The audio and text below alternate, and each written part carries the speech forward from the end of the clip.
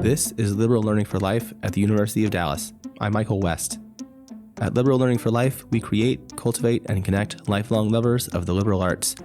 We offer free video series, podcasts, and live events. Learn more on Facebook, Twitter, Instagram, and at udallas.edu/liberallearning.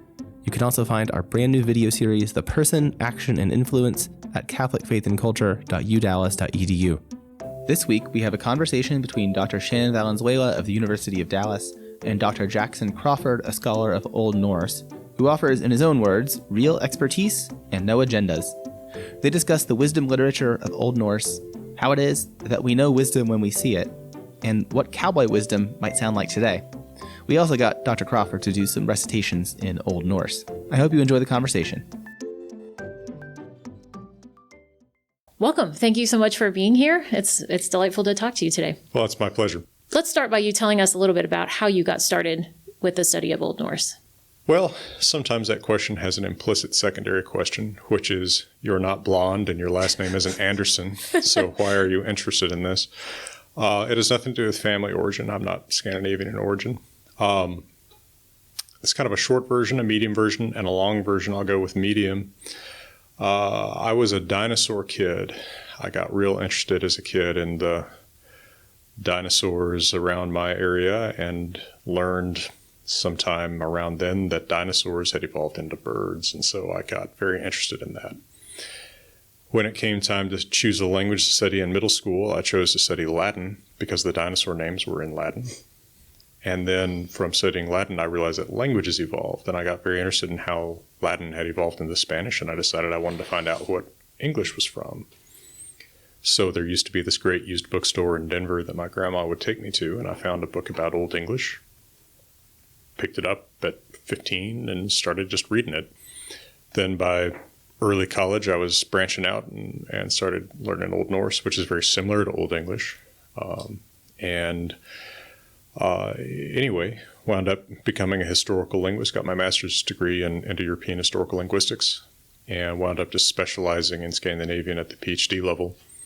I often call the Scandinavian languages the forgotten sisters of English. They're recognizably similar once you realize they're related. They just maybe don't look very related right on the surface.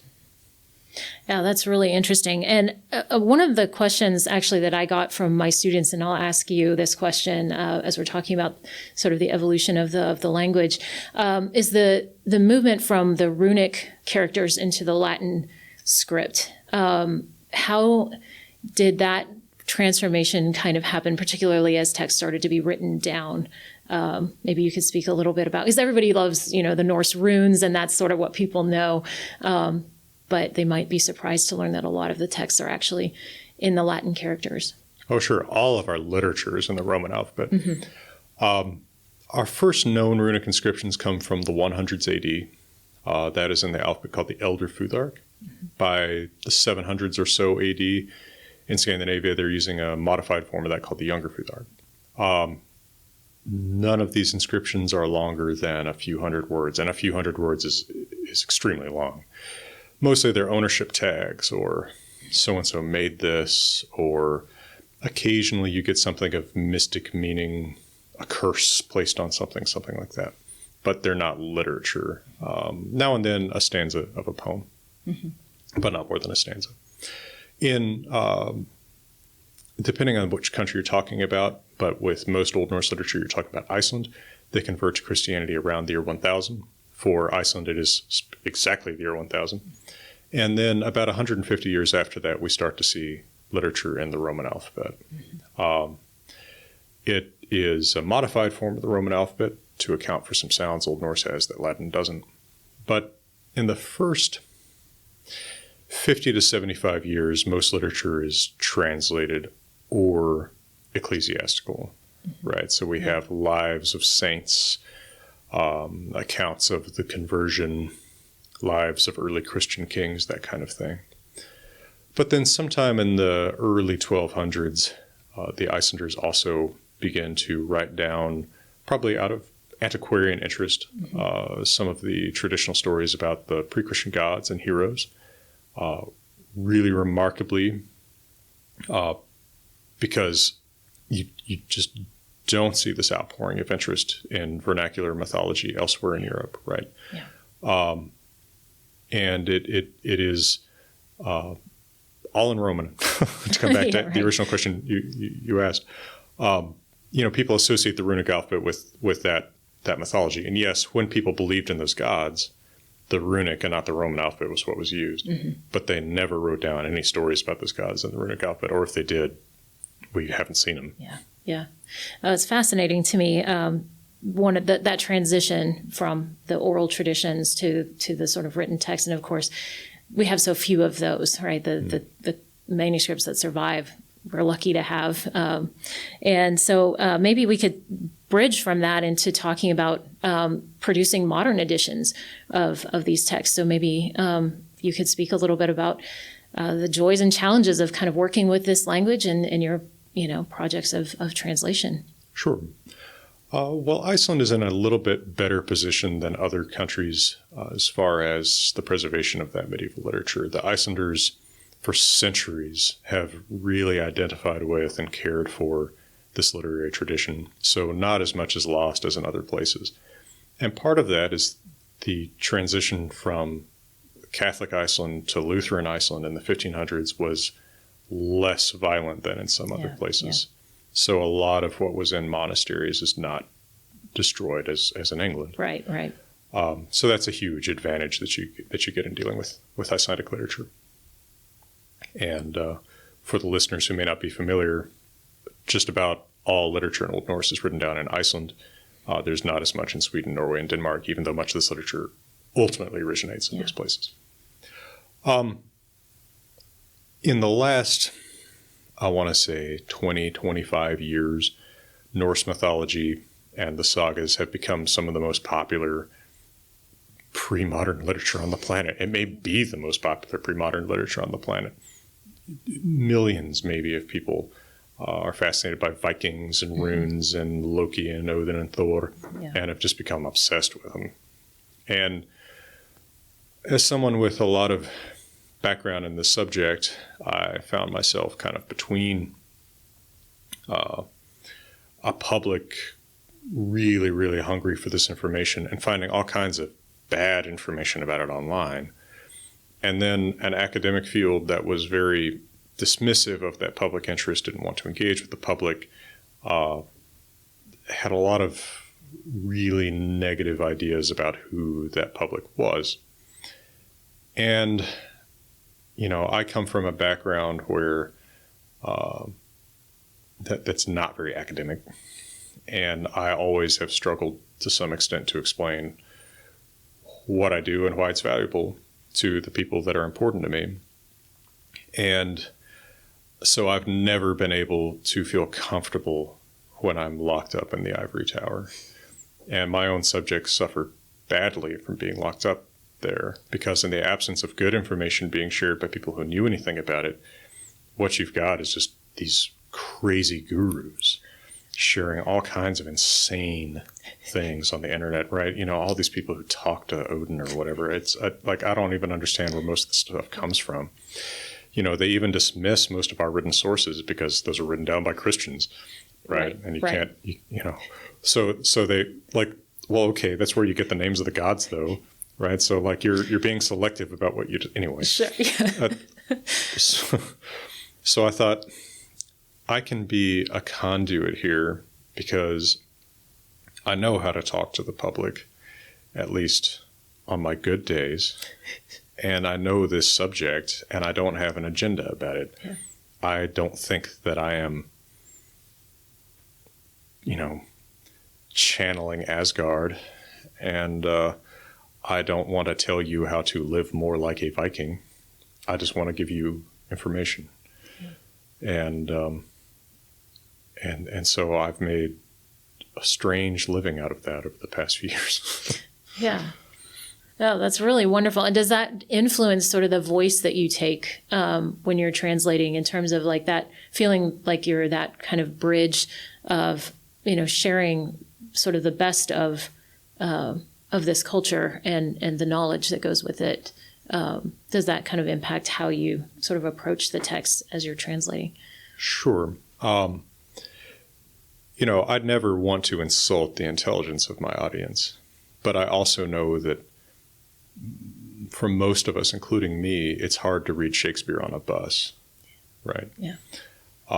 So I just use normal word order and things like that. I think the things that I really struggle with the most are more like questions of how candid to be about pretty violent acts that occur in these sources. And, I've chosen to be very as plain as the original is, which is sometimes very direct. In some of the sagas you have in incredible violence, right? Stuff we definitely rate R. Yes, right.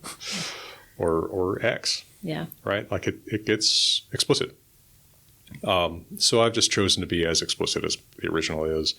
Hopefully people understand. Yeah. Yeah. No, I think that's, it's always, I think, surprising to people who may have read more mediated texts to find out that there was brutality and there was, as you say, sort of like the X-rated versions of these. They weren't in nice, neat little packages necessarily, No. as they've been sometimes, I think, presented. Sure. And there's several different packages people try to put them into, right? There's your late 19th century, early 20th century translator who's trying to package it up in oddly Shakespearean language, who's going to kind of take the edges off of a lot of the more violent or more sexual content. Often they translate that stuff into Latin. Because That's fantastic. Gentlemen know Latin, right? And then today you have people who try to package it in either this sort of, basically like the 300 movie with horned helmets. Right. And then you have the people who try to package it up as, no, this was like a very proto-feminist culture. Right. Which, neither of these packages are right. Right. Right.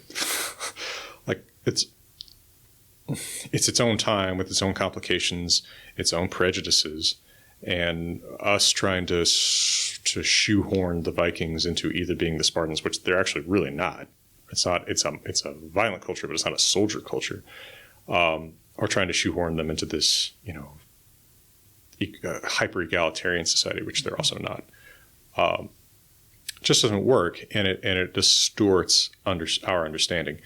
Now, I'm a human being, same as anybody. I'm going to bring in my own distortions, surely, and I don't claim to be the end all of translators or communicators about this. But I do try to be responsible about my own prejudices and responsible about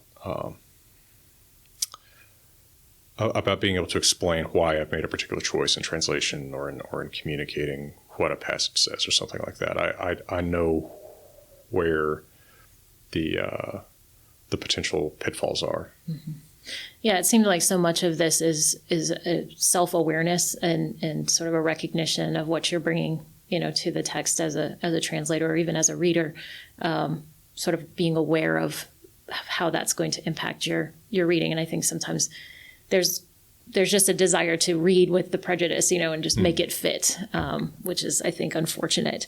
So maybe we could bridge from that then into the sort of very playful version of the Hávamál that you did, which is the Cowboy Hávamál. Maybe you could just talk a little bit about your why that was an important part of the process of working with this text.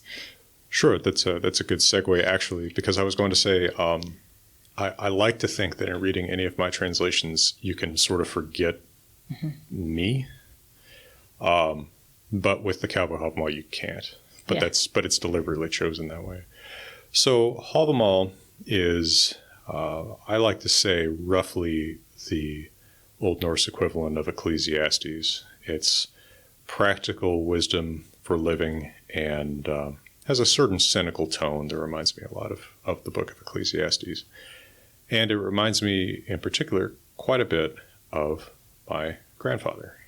It's just the kind of practical advice for living he would give me around a campfire, say.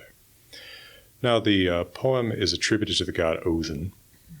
So Hávamál, Mál means words of speech. Háva is of the High One, and so Hávi, the High One, is Odin, so it's Odin's speech.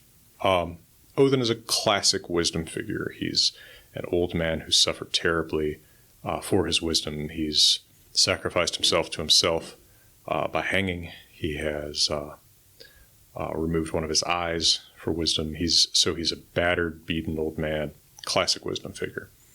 The stanzas of wisdom attributed to him in Hávamál don't have to necessarily be identified with him at the same time. I mean, this is actually something I think is fairly common to wisdom literature. It tends to be somewhat similar in different parts of the world.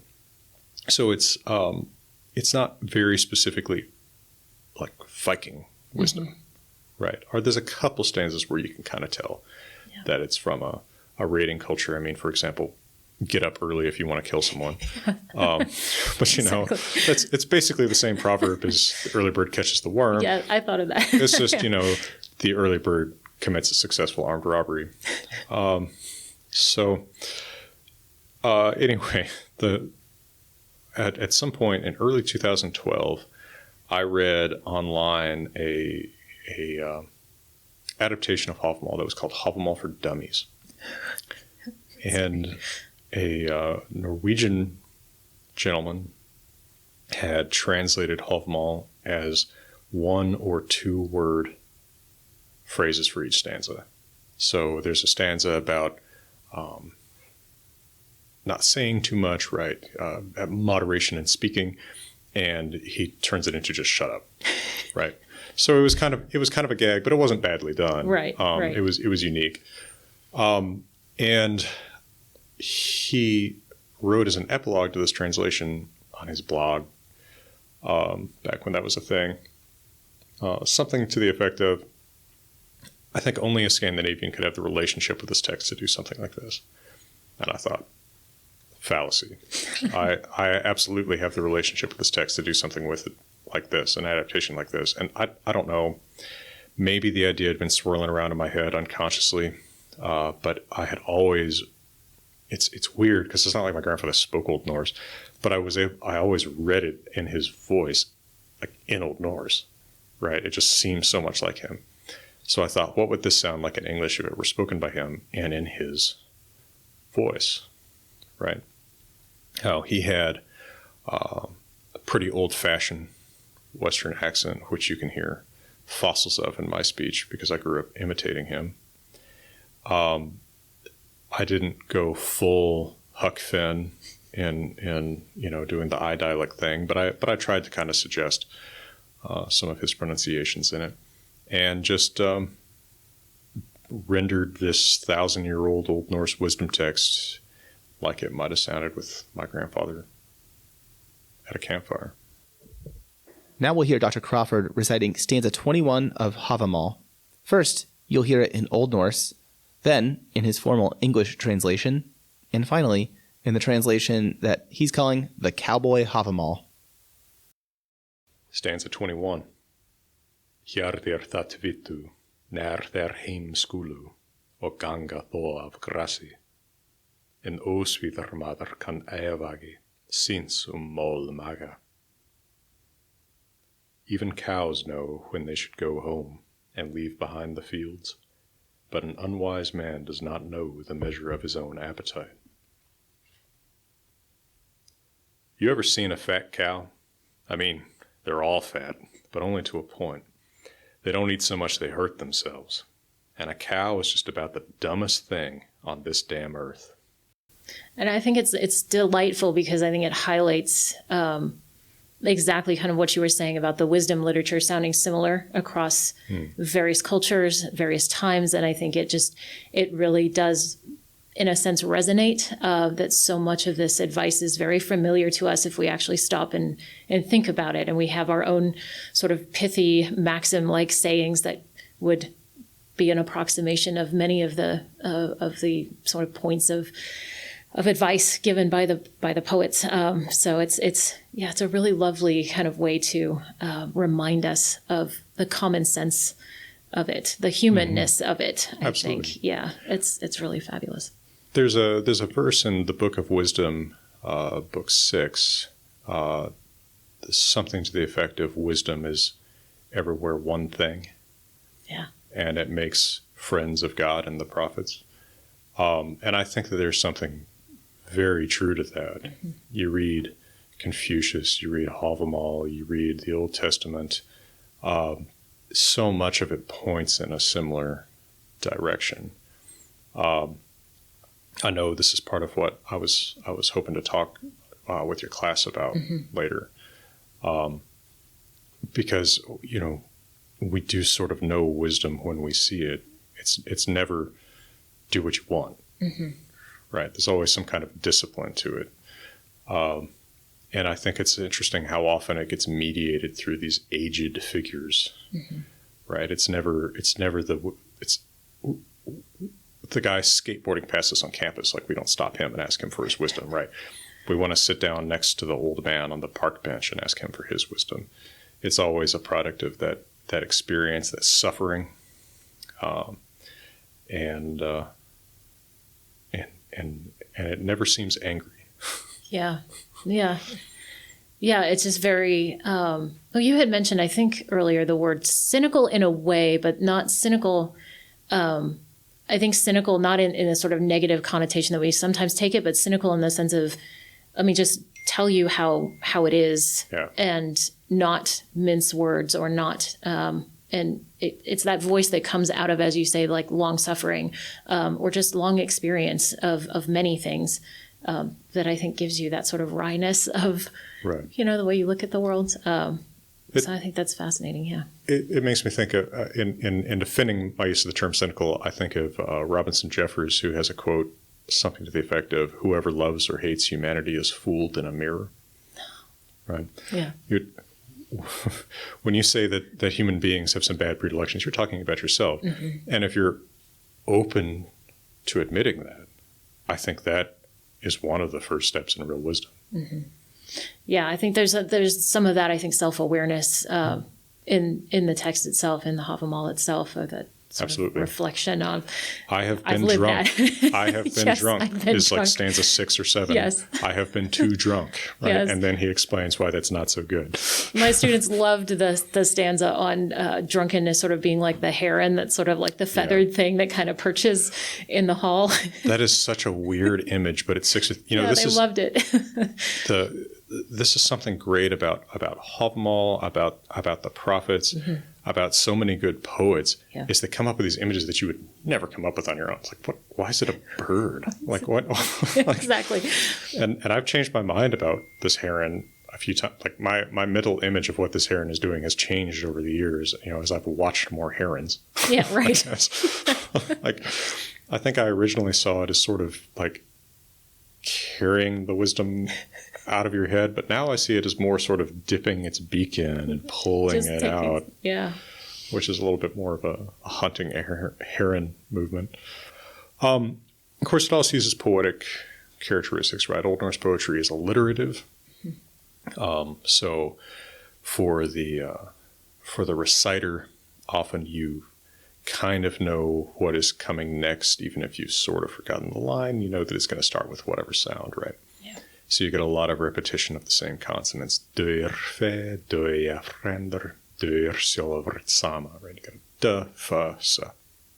And that helps you helps you remember what's coming after what. And then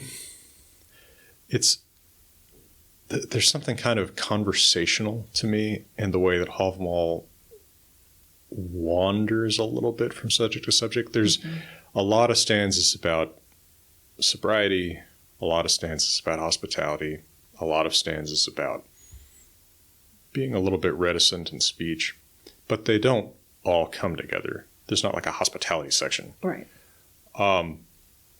But you'll get like 2 or 3 that kind of go together, and then it almost seems like he's kind of coming back to a subject, like, oh, I forgot to mention this one. And I actually...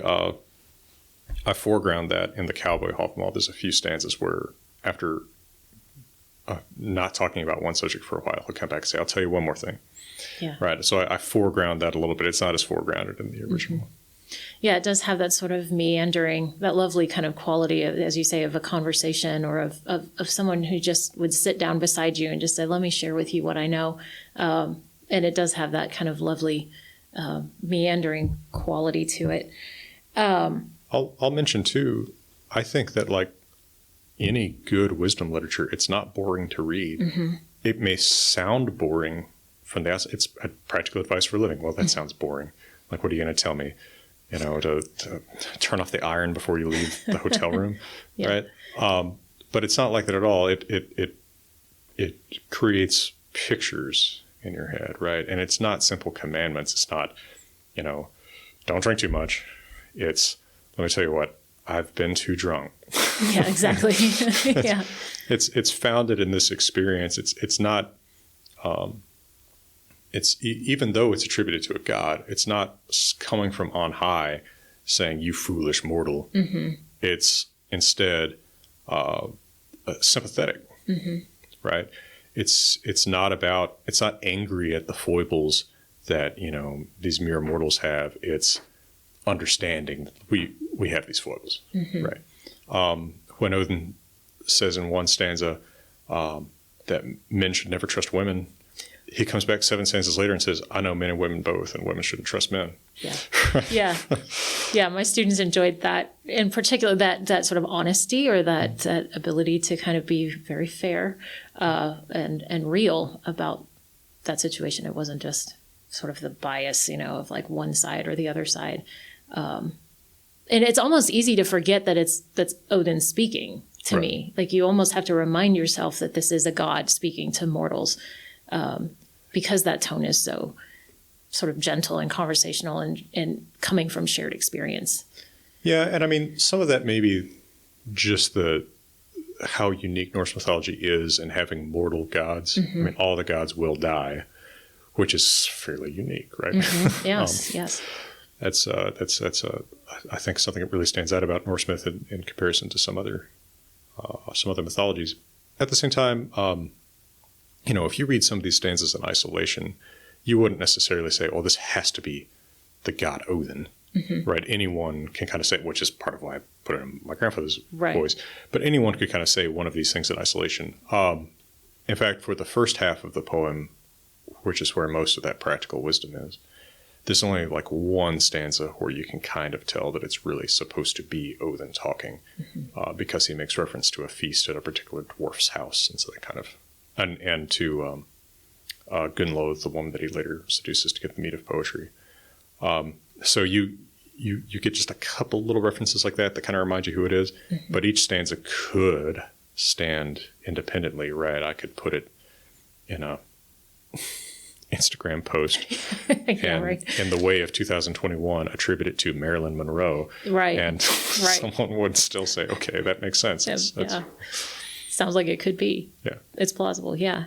So maybe we could switch gears a little bit, because you've sort of you have this experience with sort of the scholarly work of translating these texts and teaching them and communicating about them. But you've also done some really fascinating work consulting on some of those projects that people are very familiar with, like Frozen or the video game Assassin's Creed Valhalla. So I have to ask you a little bit about what that was like, being brought in as a consultant on those types of projects, and how you feel like that kind of fits in with helping to communicate to the sort of popular audience about these cultures. Sure. Well, I taught at UCLA from 2011 to 14. And at UCLA, you are surrounded by show business. There's always movies filming or TV shows filming on campus. You'd walk past. It's actually all of the park scenes in Parks and Rec are actually filmed on the UCLA campus. So you will just walk past, Parks and Rec filming, and they're acting like they're in the woods or something. It's you just run into it all the time. Some of your students will be actors, or they're the children of producers, which is much worse. Yeah, right. So you just kind of run into it. And I actually had a famous actress in one of my classes, Justine Bateman, who was on Family Ties. And I got to know her before I knew who she was, because I don't know 80s TV that well. Right? So by the time I knew she was a famous actress, because she was a great student, she just come to my class, to my office hours all the time, and just talk through a reading or something. So by the time I realized that she was, a big deal celebrity, I just knew her as a person. Yeah. And so when I was first reached out to by Disney, I think that I was a little bit immunized against putting this sort of stuff on a pedestal. And I said, oh, these are all just people. Yeah. And so I went in there not, like my hair's not just blown back instantly, right? Right. I'm able to just sort of talk to all these people like normal people. And I think that actually allowed me to have a good relationship that I might not otherwise have had if I had come in and either been awed or been like, the aloof professor handing down the commandments. So yeah, with Frozen, I got to go to Walt Disney Animation Studios. That was really something. That is, by the way, probably harder than getting into Fort Knox. I'm sure. I'm sure it is. There's a lot of security. I bet. But it's a really fun place. And I guess my handwriting is in the biggest movie of all time.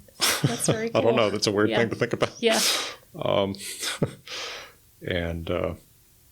There's the scene where the I don't know what to call him, but bishop-like figure puts the crown on Elsa's head, and he speaks some Old Norse, and it goes so fast people mostly don't even recognize what's going on. But it is kind of funny that his voice changes. That's really yeah. He imitated my pronunciation so closely that he actually sounds like me when he. Wow, that's really cool. So I'm like, yeah, that's kind of fun every time. Yeah. But yeah, by far my best media experience has been with Ubisoft Montreal, with Assassin's Creed Valhalla. The directors were actually, I don't know what word to use. Fan seems strange to me still, but I guess fans of my YouTube channel. So they had already, there's already a lot of kind of my interpretations and such embedded in the game when they reached out to me. And so they brought me to Montreal for about a week, and I came in and just sort of looked over everything, right? This is about a year before the game was released. I ended up, renaming the character that you play, which is probably my biggest contribution. That's great. But man, they were great. One thing that I really liked about Ubisoft Montreal is, and much like good translators or adapters, they are not trying to create an exact simulacrum of something that you would have seen or heard 1,000 years ago, but they can explain what they've changed, right? And I think that in movies and TV and video games and all that stuff, the right attitude to take, as long as that original material is being approached respectfully, isn't, oh, you're screwing this up, right? Yes. That's not the hair color so-and-so has. The right attitude is more like, to me, these are the modern saga tellers, right? All of the sagas are going to be in a different form, and the form they're handed down to us in writing, than they were even one generation before that when they were handed down orally, if they originated in something oral, which I guess is controversial for a lot of the long sagas. But, every generation was already adapting these stories. For one more generation now to adapt them again is not wrong, right? They're not doing something, they're not profaning it, right, to make it more approachable to a modern audience. And I think the fact that I'm able to come into it with that attitude has also helped me relate to these people a little bit, and actually helped me get them to be more faithful to certain aspects of the source material because I'm not harping on them about certain others. Yeah, no, I think that's really fascinating. There's always a give and take, right, in any kind of collaboration like that. And I think, as you point out, the core, the aspect of respect, right, being so important. Like if you both approach the work from a position of respect, I think the end product is going to be really lovely, actually, and just help people just want to know more. I mean, that's kind of too, you draw people in and then they want to learn more. So maybe we could, we're about out of time here, so maybe we could just close with where people can find, you mentioned your YouTube channel, so maybe you could tell us where people can find more about the work that you do online. Sure. Well, my YouTube channel is easy to find. It's just my name, Jackson Crawford. I think I'm the Jackson Crawford you'll find if you search for that. And then I have published 4 translations of Old Norse myths and sagas: the Poetic Edda, the Saga of the Volsungs, the Wanderer's Hávamál, and most recently 2 sagas of mythical heroes, which can all be found anywhere books are sold. And then you can watch for my weird little contributions in works like Assassin's Creed Valhalla and Disney's Frozen. Yeah, sounds wonderful. Well, thank you so much for being here. We really appreciate the conversation, and we'll look forward to following more translations as they come out. And thank you so much. Well, thank you very much. Thanks for listening to the Liberal Learning for Life podcast. Thanks as well to Poddington Bear for the theme music. You can find our video series at catholicfaithandculture.udallas.edu, and you can hear more episodes and review and rate this podcast on Apple, Spotify, and Google Podcasts. And to stay in the loop about future episodes, videos, and events at Liberal Learning for Life at UD, follow us on Twitter, Instagram, and Facebook, or you can sign up for our monthly newsletter at udallas.edu/liberallearning.